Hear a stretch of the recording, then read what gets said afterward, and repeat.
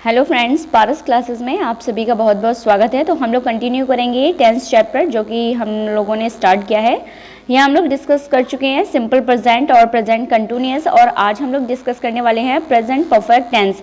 बहुत ही बारीकी के साथ, की पॉइंट्स के साथ हम लोग डिस्कस करेंगे कि किस सब्जेक्ट के साथ क्या हेल्पिंग वर्ब आती है और कौन सी मेन वर्ब का यूज़ होता है और क्या इसकी आइडेंटिफिकेशन है। सारे पॉइंट्स पे हम लोग चर्चा करेंगे। तो चलिए स्टार्ट करते हैं हम लोग आज का वीडियो डेफिनेटली हेल्पफुल होने वाला है। वीडियो पसंद आए तो लाइक करना, शेयर करना, कमेंट करके बताना वीडियो आपको कैसी लगी, और चैनल को अगर फर्स्ट टाइम वॉच कर रहे हैं तो चैनल को सब्सक्राइब करके बेल आइकन जरूर प्रेस करें, जिससे कि टाइम पर आपको नोटिफिकेशन भी मिलता रहे। ठीक है, चलिए शुरू करते हैं। आज का जिस टेंस के बारे में हम लोग बात करने वाले हैं वो है यहाँ पे प्रेजेंट परफेक्ट टेंस। ठीक है, सबसे पहले इसकी आइडेंटिफिकेशन क्या होनी चाहिए। देखिए, मैं हिंदी और इंग्लिश दोनों में बताऊंगी कि कैसे हम इस टेंस की आइडेंटिफिकेशन करेंगे, कैसे हम इसे पहचानेंगे। ठीक है, तो समझिए ज़रा, जब भी प्रेजेंट परफेक्ट का टेंस हिंदी में लिखा हुआ आता है, किस में लिखा हुआ आता है, हिंदी में लिखा हुआ आता है, तो इसके हिंदी वाक्य में क्या होगा, जब भी क्रिया लिखी होगी उस क्रिया के बाद में आपको चुका है, चुकी है, चुके हैं, दिया है, लिया है, गया है, आया है जैसे शब्द देखने के लिए मिलते हैं। ठीक है, क्रिया के तुरंत बाद, जैसे मोहन ने खाना खा लिया है,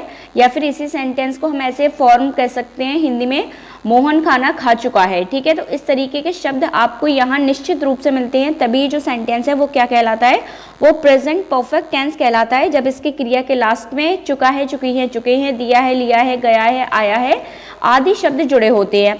अब अगर इसकी और शॉर्ट में आइडेंटिफिकेशन की बात करें तो पॉइंट नंबर 2 हम लोग देखेंगे, जैसे कि क्या, किसी भी क्रिया के अंत में एक तो आ ई ए का साउंड और क्या आना चाहिए, हा जुड़ा हुआ होना चाहिए। जैसे कि अगर आप देखेंगे, देखिए चुका, इसमें क्या आया, आ का साउंड आया और उसके बाद क्या आया, हा आया। ठीक है, तो देखिए आ प्लस हा, या फिर आ ई ए का साउंड आएगा और क्या आ सकता है, हा आ सकता है। ठीक है, तो इसकी शॉर्ट में आइडेंटिफिकेशन है। वरना आप लोग ये भी याद रख सकते हैं, चुका है, चुकी है, चुके हैं, दिया है, लिया है, गया है, आया है, इस तरीके के शब्द इसमें जुड़े रहते हैं। ठीक है, दूसरी बात, इसकी जो मेन आइडेंटिफिकेशन है वो क्या है, इसमें क्या रहता है, क्रिया के साथ तो ये जुड़ा रहता है, लेकिन इसमें ज़रा देखेंगे, अगर एक्शन के बेस पे अगर हम लोग देखें तो यहाँ जो कोई भी एक्शन है, जो कोई भी एक्टिविटी है, जो कोई भी वर्ब है, वो जस्ट ही कंप्लीट हुई होती है। ठीक है, तो इसलिए इसको क्या कहते हैं, काम अब जो है, जो एक्शन है, जो करना था वो कंप्लीट हो गया है, तो इसलिए इसको कहा जाता है परफेक्ट, क्योंकि वो काम परफेक्टली हो गया, तो इसलिए इसको कहा जाता है जस्ट कंप्लीट। ठीक है, या फिर क्या कह सकते हैं, इसमें जो एक्शन है, जो वर्ब है, वो क्या हो गई होती है, कंप्लीट हो गई होती है। ठीक है, तो इसलिए इस टेंस को क्या कहा जाता है, प्रेजेंट परफेक्ट टेंस कहा जाता है। ठीक है, आई होप इतनी बात क्लियर है, क्योंकि जैसे कि प्रेजेंट सिंपल में हमने देखा था वहाँ क्या एक्टिविटी, क्या एक्शन हो रहा है, प्रेजेंट कंटिन्यूअस में हमने देखा था जो एक्शन है वो कंटिन्यू रहता है, रनिंग में रहता है। ऐसे ही प्रेजेंट परफेक्ट में क्या होता है कि जो एक्शन है, जो वर्ब है, वो जस्ट कंप्लीट हुई होती है, काम बिल्कुल समाप्त होके ही चुका होता है। ठीक है, तो जस्ट कंप्लीट हुई होती है। ठीक है, तो चलिए आई होप इतनी बात सभी को क्लियर है।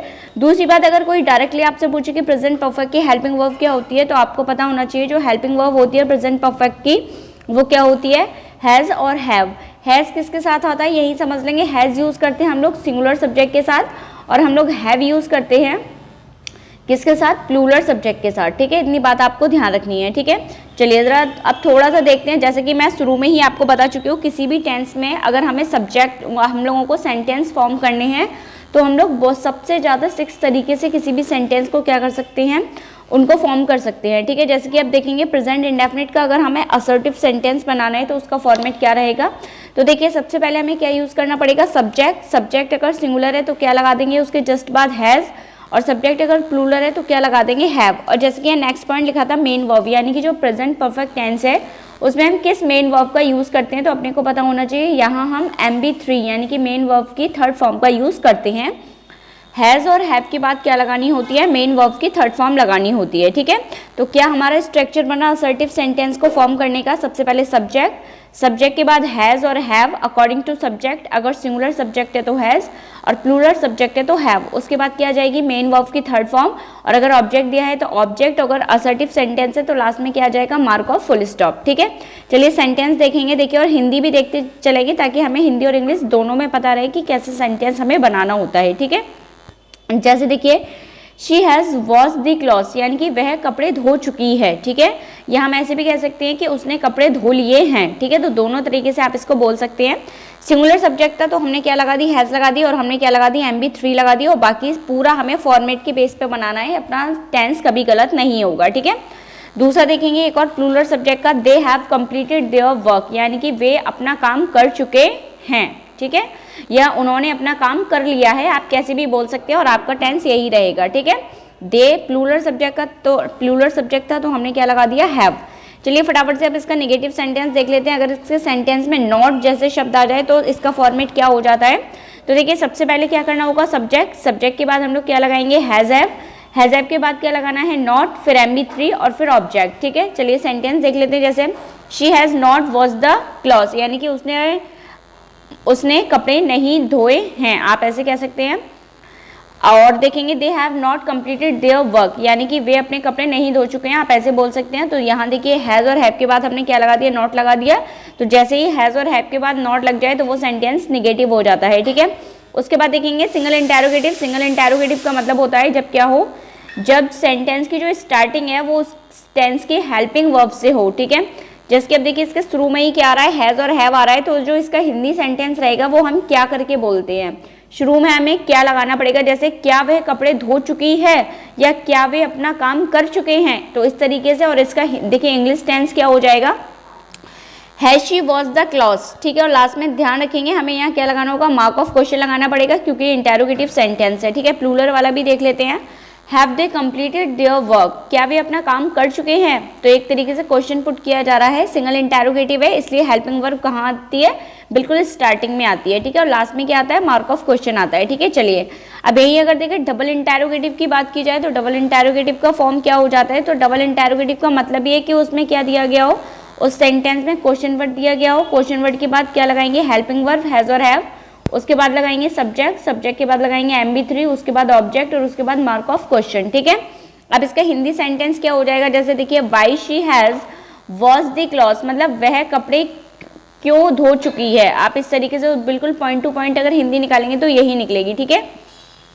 या उसने कपड़े क्यों धो लिए हैं, आप ऐसे भी बोल सकते हैं, ठीक है। और when have they completed their work, यानी कि उन्होंने अपना काम कब कंप्लीट किया है, ठीक है। तो इसका फॉर्म ये रहेगा। तो फटाफट से देख लेते हैं इंग्लिश में ये क्या बन जाएंगे, why has she wash the clothes, और नेक्स्ट वन बन जाएगा when they have completed their work. ये डबल इंटेरोगेटिव है, डबल इंटेरोगेटिव में हमें सबसे पहले क्वेश्चन वर्ड लगाना होता है, ठीक है।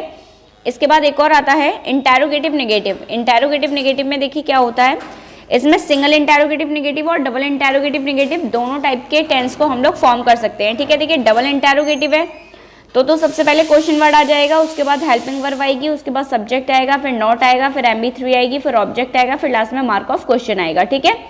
अब इसका सिंगल इंटेरोगेटिव होता, मान लीजिए सिंगल इंटेरोगेटिव नेगेटिव होता, तो फिर सेंटेंस को हमें यहाँ हेल्पिंग वर्ब से फॉर्म करना होता है, यानी कि सबसे पहले हेल्पिंग वर्ब, उसके बाद सब्जेक्ट, उसके बाद नॉट, फिर MB3, फिर ऑब्जेक्ट, फिर मार्क ऑफ क्वेश्चन, ठीक है। तो जरा एग्जाम्पल देख लेते हैं और इसकी हिंदी भी देखेंगे ताकि हमें पता चले कि हिंदी में सेंटेंस कैसे आता है, ठीक है।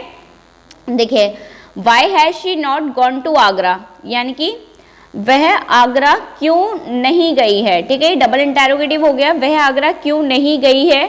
तो देखिए गई है, लिया है, दिया है, इसकी वर्ब के बाद ऐसे शब्द जुड़े हुए आ गए। दूसरा इसमें क्वेश्चन वर्ड भी आ गया वाई, यानी कि क्यों नहीं, और नहीं के लिए क्या भी आ गया, नॉट, तो इसलिए इसको क्या कहा जाता है, डबल इंटेरोगेटिव नेगेटिव। अब इसी को ही अगर सिंगल इंटेरोगेटिव कहना है तो हम क्या कह देंगे, has she not gone to Agra, क्या वह आगरा नहीं गई है, ठीक है। अब देखिए क्या वह आगरा नहीं गई है, सेंटेंस किससे स्टार्ट हुआ है, क्या से शुरू हुआ है, ठीक है। तो has she not gone to Agra, क्या वह आगरा नहीं गई है, ठीक है। यानी कि इंटेरोगेटिव होने के साथ साथ उसमें क्या भी लगाए, नॉट भी लगाए, तो इसलिए सेंटेंस को क्या कहते हैं, सिंगल इंटेरोगेटिव नेगेटिव, ठीक है। नेक्स्ट वन देख लेते हैं एक और प्लूरल सब्जेक्ट का, why have they not completed their work, यानी कि उन्होंने अपना काम कंप्लीट क्यों नहीं किया है, अपना काम पूरा क्यों नहीं किया है, ठीक है। यानी कि क्वेश्चन वर्ड के साथ नॉट भी, तो क्या हो गया, डबल इंटेरोगेटिव नेगेटिव हो गया। और इसी को अगर सिंगल इंटेरोगेटिव करना है तो कैसे हो जाएगा, have they not completed their work, क्या उन्होंने अपना काम पूरा नहीं किया है, ठीक है। तो जब किससे स्टार्ट हो, क्या से स्टार्ट हो और क्या भी आ जाए, नॉट भी आ जाए, तो उसे कहा जाता है सिंगल इंटेरोगेटिव, ठीक है। फॉर्मेट आपको पता ही चल गया, हेल्पिंग वर्ब के बाद सब्जेक्ट, उसके बाद नॉट, फिर MB3, फिर अपना ऑब्जेक्ट दिया है तो ऑब्जेक्ट, ठीक है। तो डेफिनेटली ये टेंस भी आपको क्लियर होगा, प्रेजेंट परफेक्ट। अब आगे का टेंस हम लोग नेक्स्ट वीडियो में कवर कर लेंगे, ठीक है। तो डेफिनेटली वीडियो आपके लिए बहुत ही हेल्पफुल होगी। वीडियो पसंद आई तो वीडियो को लाइक करना, शेयर करना और चैनल को अगर सब्सक्राइब नहीं किया है तो चैनल को सब्सक्राइब करके बेल आइकन जरूर प्रेस करना है, जिससे कि टाइम पर नोटिफिकेशन आपको मिलता रहे। So thank you so much.